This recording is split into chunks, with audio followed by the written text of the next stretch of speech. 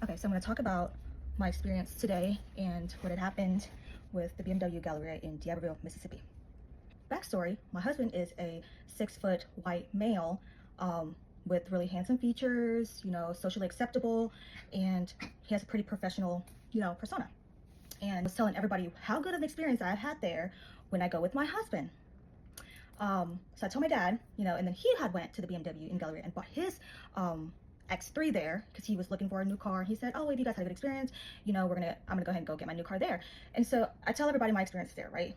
Me and my sister went. So she was tired, so she was just sitting down. I had called him, and he told me, "Yeah, go ahead and take a quick look," because I was wanting an SUV. I was looking to an X5, X7. Usually when I go into the dealership to kind of drop off the car for any car washes or any services, the guy would take my key. I would kind of check in at the window, and then I would just sit and wait. Up to him, he's like, "Don't worry about it." He just like waved me off and kept walking. I was like, it's a little strange. Okay, maybe he's busy, whatever. Immediately the day kind of was a little strange. Like usually they're friendly, usually they make eye contact, usually they smile, usually they are really helpful, right? And so today was a little different. I'm like, you know what, that's fine. Maybe it's and I tend to dismiss myself and how I feel and like my little the little nuances that I kind of noticed because I read between the lines. The middle of the dealership has cubicles, and there might have been like 8 of them, maybe 6 or 8. I'm not sure exactly how many people were present at the time, but they were all kind of just sitting at their desk. And then I see some people kind of walking past me, and I'm a friendly person, so I smile and I say, "Hey, how you doing?" And the lady, she's like blonde and she's pretty tall, and she seemed like a nice person, but then when she saw me, she kind of avoided eye contact a little bit, and she might have done a little like and walked past me. And so I was like, that's a little strange because usually they're really friendly. They talk to you, they say, "How are you doing?" Stuff like that. And so I was like, okay, whatever. Maybe I start walking around and like, that's different. Usually they kind of come up to you as soon as you walk up to the first car. As soon as you walk up to the first car, the person sees you, they go up to you and they start talking to you and they start asking you, they start selling the car as their job describes. And so at this point, I make the first loop around, my first loop. Nobody has gotten up to me yet. So I'm like, okay, they must be really busy today. And so then I noticed I try to make eye contact. Usually I'm not like an aggressive person, trying to ask for help or anything, but I just kind of want them to walk up to me because this is the dealership. You're supposed to sell me the car, right? So then I made eye contact with a few of them. They'll look at me and they'll kind of just avoid eye contact. They went back to their computer. And so this one guy had made eye contact with me for more than a split second, right? And so then he's like, I'm not about to sit here and beg somebody to take my money, to let me buy their car. I'm not about to sit there and beg them to. So I'm like, you know what? Let me just see if I can just work with my friend. It just hasn't been a good experience with me today. I'm going to see if my friend's here. Maybe he can sell me a car. And so I go, "Hey, is so-and-so here today?" And the guy goes, "I'm not sure. Let me give him a call." So he calls my friend. My friend was at lunch, so he wasn't there yet. And he said that he was on his way back. And so I was like, "Oh, okay. That's fine. Thank you."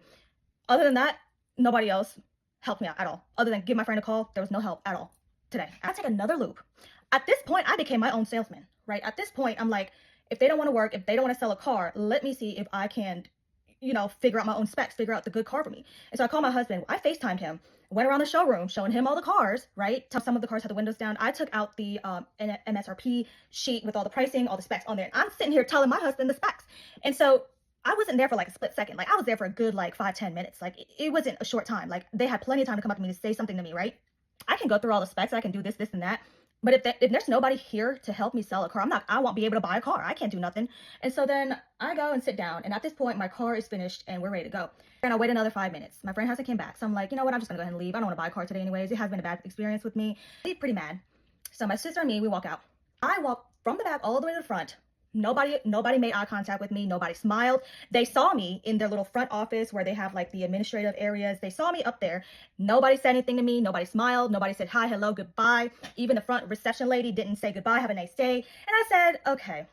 So I get in the car and I kind of, settle down because especially as a woman, a person of color, as a minority, it's kind of hard to voice your concerns without someone saying, oh, she's just being problematic. It's not a big deal. It's not, that big of a situation for you to blow up and like blah, blah, blah, and make a problem out of it. And which I do understand, but at the same time, I feel like my feelings are a little validated when I see both sides of the spectrums. When I'm with my white 6-foot presentable husband, it's night and day. We get treated like we're supposed to get treated, with respect, with kindness, with smiles, with greetings, with help, right? Especially in a luxury dealership, that's how it's supposed to be for everyone.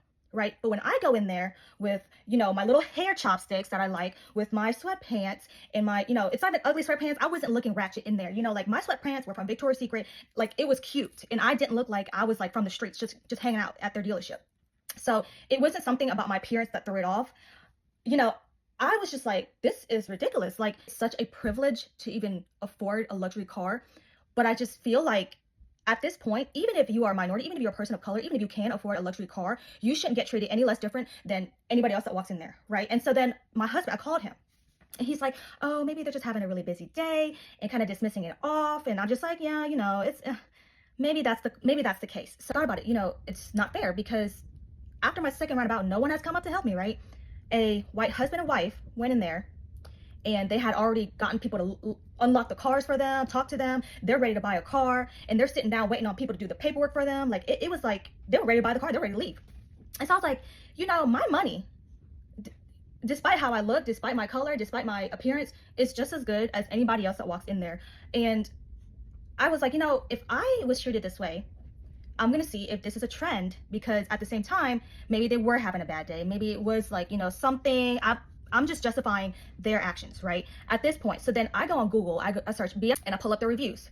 Great reviews, right? 4.5 reviews. Great reviews. I'm going to go to the lowest reviews and see who took time out of their day to go and write bad reviews, right? Because those are people that are really pissed off. The people that actually took their time out of the day to write reviews are the people that really hate your business. And so then I go to the lowest reviews, and I read the second review that came up was a lady. I'm not going to say her name, but I read her review, and it's similar to my situation. Her experience was the exact same as mine.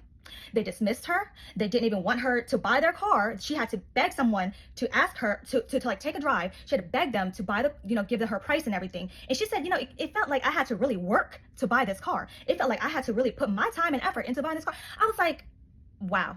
That is what happened to me today. They dismissed me. They discriminated against my appearance. They discriminated against how I looked, and they probably was like, oh, she's not gonna do nothing today. She's not gonna buy a car today. And so they didn't even try to help me today. And so I was like, wow, that validated my feelings. So now I'm going to say something, because if I didn't say something, somebody else like me, a woman, person of color, goes into that luxury BMW dealership and gets dismissed again. That's what's going to happen again. And I'm not going to sit here and hide my situation and my experience so that this exact situation can happen to somebody else. And it pissed me off to that point that I told my husband, we're not buying a BMW from them ever again. And I told him to start looking at Lexuses. I started telling them to look at Mercedes and other dealerships, because luxury cars, you are nothing but a product. And if you don't treat your consumer right, no matter what their appearance is, whatever their gender is, then at the same time, we don't want you.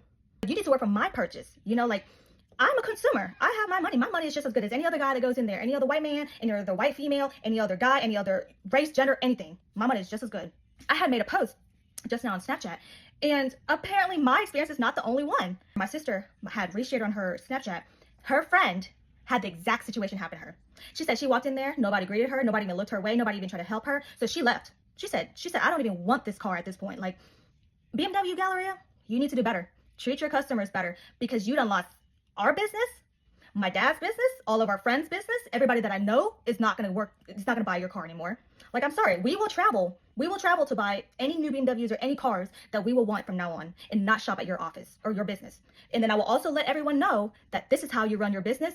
And what really pissed me off about that lady's post is the owner of the BMW, on Google reviews, comments under her message and says, we have no record of you coming in and trying to purchase a car. But if you continue to have the problem, you can contact so-and-so and contact this number. Sir, at that point, I'm so pissed off, I don't even want to buy your freaking car. Like, I don't even care who you are. Like, he tried to gaslight her and say, oh, you didn't even try to buy a car from us. You didn't even come here to try to buy a car from us. Like, no, she did. Why would she waste her time out of her day to go write a bad review about how you mistreated her at your dealership? BMW owner, you need to do better. Especially the Galleria BMW. You need to do way better than you are doing right now. Because on the coast of Biloxi, do you realize how many Asians, how many female Asians that have money that would buy your car, but will probably think twice now because of how you treat us? I'm not saying that this is a gender issue or a person of color issue, but when there's a trend, there's a correlation, right? And I'm not going to sit here and keep my silence because I don't want any passive aggressive problems because you decide to treat your customers a certain way. And that's why I'm mad.